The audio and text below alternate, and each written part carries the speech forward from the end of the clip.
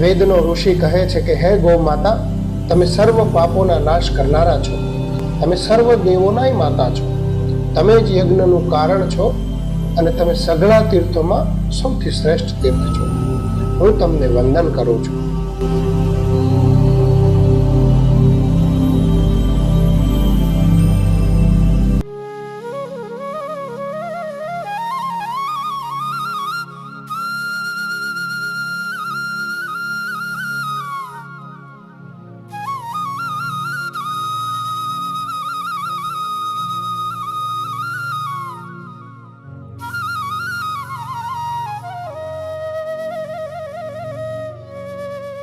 તો ચાલો આજે આપણે દર્શન કરીએ આવા જ એક વંદનીય તીર્થના.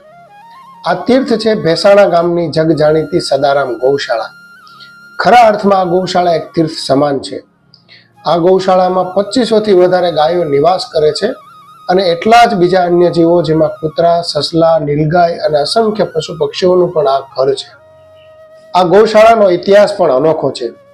સામાન્ય રીતે સમાજના મોટા આગેવાનો ભેગા થઈને આવું કંઈક ભવ્ય નિર્માણ કરતા હોય છે, પણ આ ગૌશાળાની શરૂઆત બિલકુલ સામાન્ય પરિવારમાં જન્મેલી 2 દીકરીઓએ કરી છે. શારદાબેન અને રમાબેન એમનું નામ. આ બંને બહેનોએ સંસારી થવાને બદલે પ્રભુ પૂજનને પોતાના જીવનનો ધ્યેય માની લીધો હતો. સંત સદારામ જીવદયા ટ્રસ્ટ ગૌશાળા એક 2000ની સાલમાં ચાલુ થયેલી, જે ગૌશાળામાં 2 ક્ષત્રિય ઠાકોર કોમની દીકરીઓએ આ ગૌશાળાનો શુભારંભ કરેલો. સદારામ બાપાના આશીર્વાદથી આ ગૌશાળા ચાલુ કરવામાં આવેલી હતી. બંને બહેનો સાધ્વી હતા. શારદાબેન અને રમાબેન, જેઓ 2000ની સાલમાં એમણે આ એક સદારામ બાપાના આશીર્વાદથી એમને ભજન કરવાની અને આવી બધી એક લગની લાગેલી શારદાબેનને. અને શારદાબેનને એવો વિચાર આવ્યો કે હું આ ભજન ભક્તિ કરું, અને મારે એમણે એકાદ દિવસનો સંસાર ભોગવેલો, મને સંસારમાં રસ નથી એવું સમજી અને એમણે આ ગૌશાળાનું ભજન કરવાનું ચાલુ કર્યું. પણ ગાયોનો નિભાવ કરવો એક મોટી સમસ્યા હતી. એ માટે આ બંને બહેનોએ ગામમાં માંગીને જાતે ચારો વીણીને ગાયોનો નિભાવ કર્યો અને એને રહેવાની વ્યવસ્થા ઊભી કરી. ગાયો પ્રત્યેનો પ્રેમ એટલો અપાર હતો કે ગાયોને પણ આ બહેનો વગર ગમે નહીં. પછી ધીમે ધીમે દિવોદર કથા કરી, થરા કરી, શિવોરી કરી, રાધનપુર કરી, ગાંધીધામ કરી, અમદાવાદમાં 1-2 કથાઓ કરી, ભાભરમાં કરી. એમ પ્રવીણ ભગતની જોડી, પ્રવીણ ભગત, જયંતિલાલ, હરિલાલ, ભાણજીભાઈ, પછી એમાં હું પણ અંદર સામેલ કરવામાં આવ્યો. મને પણ મળ્યા ભાભર કથા કરી એટલે, અને અમારા બધાનો ભેટો થયો.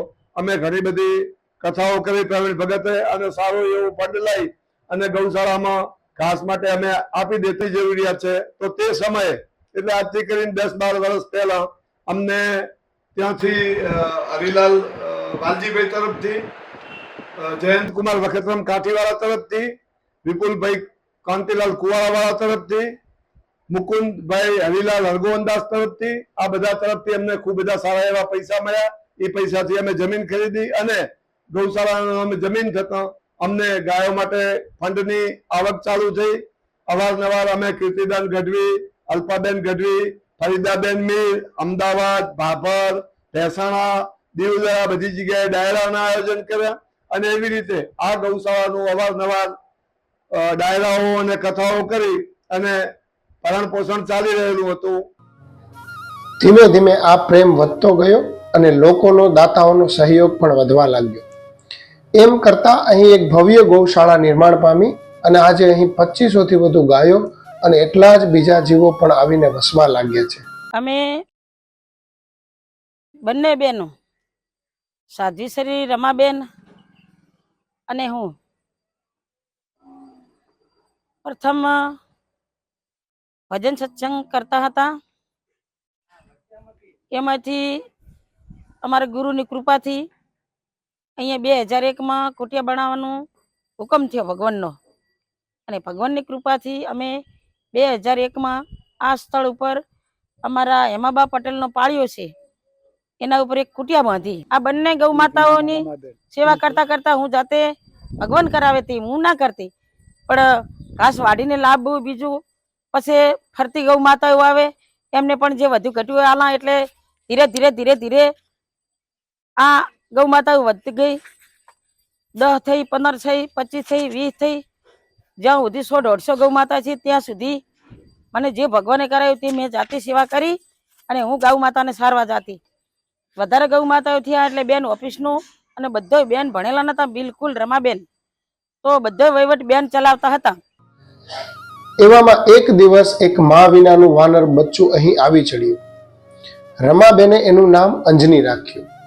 એટલું જ નહીં, એને માની કમી પણ ન લાગવા દીધી. તો આ બચ્ચાએ પણ પોતાને જાણે સાચી માં મળી ગઈ હોય તેમ રમાબેન પાસે જીવન વિતાવવા લાગ્યું. પણ ભગવાનને કંઈક બીજું જ મંજૂર હતું અને એક દિવસ રમાબેનને ભગવાનના ઘરનું તેડું આવ્યું અને રમાબેન બ્રહ્મલીન થયા. તો તેના વિલાપ અને વિરહમાં કપી અંજનીએ અન્ન જળનો ત્યાગ કરી દીધો અને પૂજ્ય રમાબાની તસવીરને બાથ ભીડી ભીડીને આંસુ સારતા સારતા 11મા દિવસે આ કપીએ પણ પોતાનો દેહ છોડી દીધો.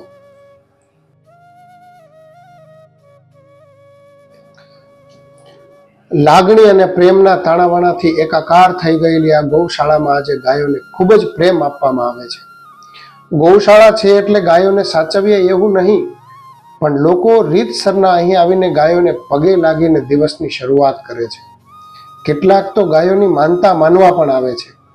ગૌશાળાના તમામ સભ્યો આખો દિવસ ગાયોની સેવા કરતા હોય છે. આ લોકોનો દિવસ જ ગાય સાથે શરૂ થાય છે અને ગાય માટે પૂરો થાય છે. માતાજીના આ કૃપાથી સવારનો આવું, માના દર્શન કરવું અને આ બહેનાના પ્રતાપથી કાયમ જે ભણાઈ પછી લાગુ બહેનાને રમાબેન દેવ થઈ જાય.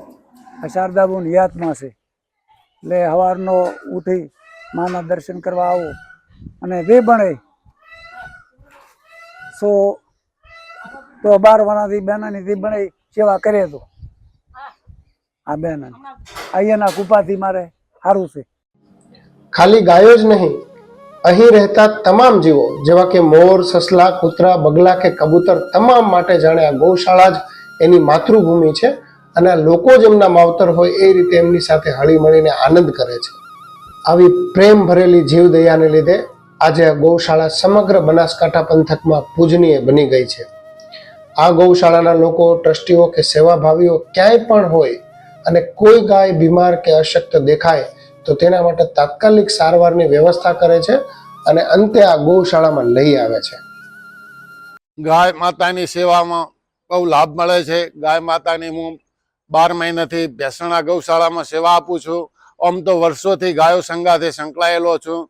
ગાય માતા ગાડી લઈને હું નીકળું ત્યારે કોઈ બી જગ્યાએ ગાય માતા દુઃખી થતી હોય, એક્સિડન્ટ થયેલો હોય, બીમાર હોય તો એમને દવા કરાવવા ડૉક્ટર બોલાવરાઈને નકે ગૌશાળામાં મોકલી દેશે. ગાડી સ્પેશિયલ ઘરની કરીને ભાડે કરીને ઘરનું ભાડું આપીને ગાય માતાને ગૌશાળામાં મૂકવાની, દવા કરાવવાની, એ ગૌ માતા પ્રત્યે બહુ જ અમને પ્રેમ છે.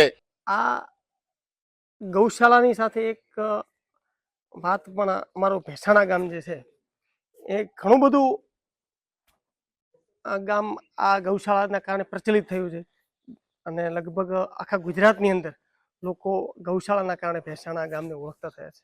એનો અમને અને અમારા ગામને ગૌરવ પણ છે. બીજી વાત કરીએ કે જે ગાયો ક્યાંથી શું થાય છે, ક્યાંથી ઘાસચારો આવે છે, તો બધી ગૌશાળાઓની અંદર તો ઘણા મોટા મોટા ટ્રસ્ટી છે, ઘણું બધું કરતા હશે. પણ કારણ કે હું આ ગૌશાળાને વધારે તો નથી કહેતો, 2005થી આ ગૌશાળા સાથે જોડાયેલો છું. કારણ કે અવારનવાર અહીંયા આવવાનું જવાનું થાય છે ને ગૌશાળામાં સેવા આપવાનું અમારું કાર્ય ક્યારેક ક્યારેક અમારા ભાગમાં નસીબમાં મળતું હોય છે. તો ક્યાંથી ઘાસચારો આવે છે, પૈસા ક્યાંથી આવે છે, શું થાય છે, કારણ કે વાર્ષિક કરોડોની અંદર આનો ખર્ચો થાય છે. પણ હું જો મને પર્સનલી પૂછવામાં આવે ને કે આ ગૌશાળા કઈ રીતે ચાલે છે તો હું એક જ જવાબ આપીશ કે આ ગૌશાળા ફક્ત અને ફક્ત જો ચાલતી હોય તો ફક્ત અને કૃષ્ણ ભગવાન કે મતલબ જે ભગવાન ચલાવતું હોય તો જ ચાલે. ગૌ સેવામાં કોઈ કમી ન રહી જાય એટલા માટે આ ગૌશાળામાં જ પશુ દવાખાનાની વ્યવસ્થા ઊભી કરી છે. આજે 200 જેટલી બીમાર ગાયોની અહીં રોજ સારવાર કરવામાં આવે છે, જેના માટે એક ફૂલ ટાઈમ પશુ ડોક્ટરની મદદ લેવાઈ રહી છે. આ ડોક્ટર દિવસ હોય કે રાત ગમે ત્યારે ગાયોની સારવાર માટે હાજર હજુર થઈ જાય છે. હું આ ગૌશાળામાં 4 થી 5 વર્ષથી હું સેવા આપું છું. જે નાના મોટો કામ હોય એમાં હું હાજરી આપું છું.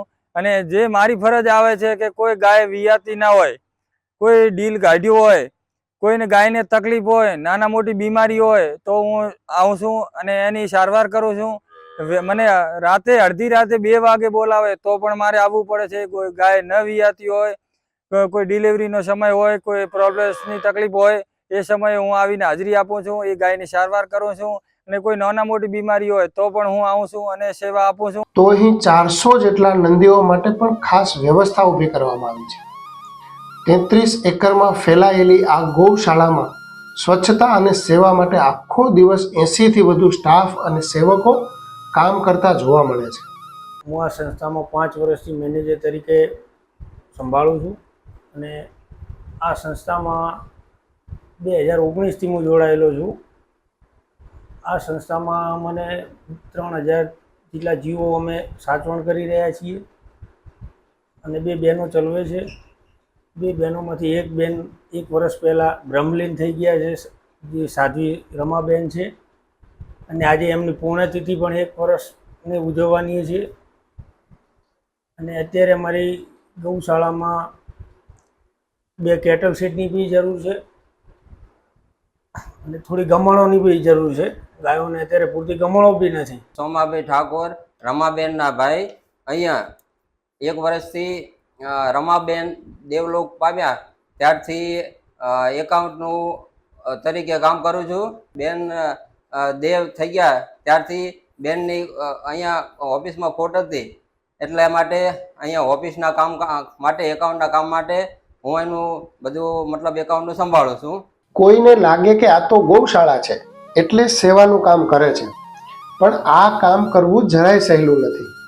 આ બધો જ નિભાવ કરવામાં દરરોજ 2 લાખ અને મહિને 60 લાખ રૂપિયાનો માતબર ખર્ચો થાય છે. જો કોઈ મહિને દાન ન મળ્યું તો શું થશે? ગાયોનો નિભાવ કેમ થશે? બીમાર ગાયોની સારવાર કેવી રીતે થશે? એની ચિંતા આ ગૌશાળાના ટ્રસ્ટીઓ અને સેવકો દિન રાત કરે છે. આપ સૌના સહયોગથી ચાલી રહેલી છે. 1 વર્ષ ગૌ દત્તક લેવાના 15,000 રૂપિયા છે. ઘાસ માટે આપ ઘાસ આપી શકો છો, પાપડી આપી શકો છો, ગોળ આપી શકો છો, અનેક જાતના બીજી પણ સહાય આપ કરી શકો છો. ગૌશાળા સર્વના સહયોગથી ચાલી રહેલી છે. જગતને બધાને મારી નમ્ર વિનંતી છે કે અબોલ જીવ જે કાંઈ પરમાત્માએ મનુષ્ય માટે એમને ઉત્પન્ન કર્યા છે, તો આપણા મનુષ્યનું ધર્મ છે કે અબોલ જીવો ઉપર દયા રાખવી. ગૌ માતા આપણા ભારતનું ગર્વ છે. ગૌ માતાને રખડતી રજળતી નહીં છોડવી, ગૌ માતાની સેવા કરવી. ગૌ માતાનું પુણ્ય બહોત ને બહોત, ઘણું ને ઘણું, ખૂબ અધિક ફળ છે. ગૌ માતા રખડશે, એના આંસુડા પડશે તો ધરતી માતા સહન નહીં કરે, કનૈયો સહન નહીં કરે. આપણે મનુષ્ય ભગવાને કેમ બનાવ્યા છે કે આપણે ગૌ માતાની અબોલ જીવનની સેવા કરવા માટે, આપણા માટે નહીં, પોતા માટે જીવવું એ નકામું પડે. સમજ્યા કે જેને સંસાર છે તેને કુટુંબ નિભાવવું, કુટુંબ નિભાવતા છતાં દરેક જીવ ઉપર પ્રેમ ભાવ અને દયા રાખવી. ભેસાણાની ગૌશાળામાં ચાલતા પણ આ મહાન કાર્યને જો જીવતું રાખવું હશે તો એક નાગરિક તરીકે નહીં પણ એક માણસ તરીકે આપણે પણ કંઈક કરવું જ પડશે. જય ગૌ માતા, જય ગૌશાળા.